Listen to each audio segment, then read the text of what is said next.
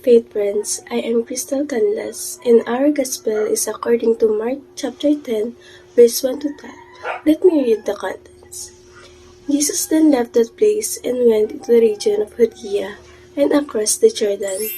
Again, crowds of people came to him, and as was his custom, he taught them. Some Pharisees came and tested him by asking, "Is it lawful for a man to divorce his wife?" "What did Moses command you?" he replied.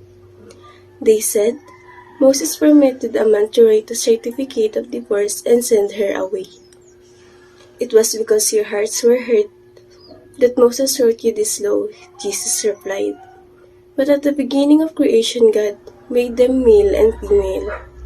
For this reason, a man will leave his father and mother and be united to his wife, and the two will become one flesh, so they are no longer two, but one flesh.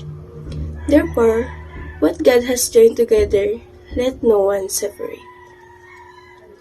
When they were in the house again, the disciples asked Jesus about this.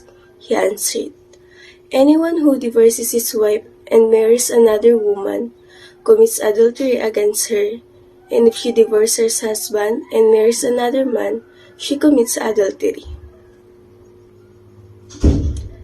The message conveyed here is, what God has joined together, let no one separate.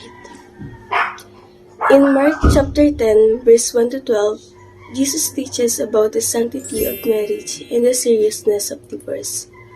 When questioned by the Pharisees, he refers to God's original plan for marriage, emphasizing that it was meant to be a lifelong union between a man and woman.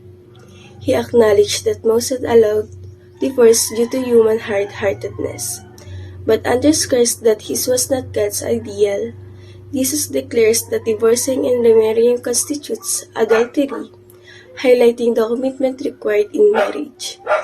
This passage calls believers to honor and uphold the sacredness of marriage, reflecting on the importance of faithfulness in the divine nature of marital bonds. That's all. Thank you.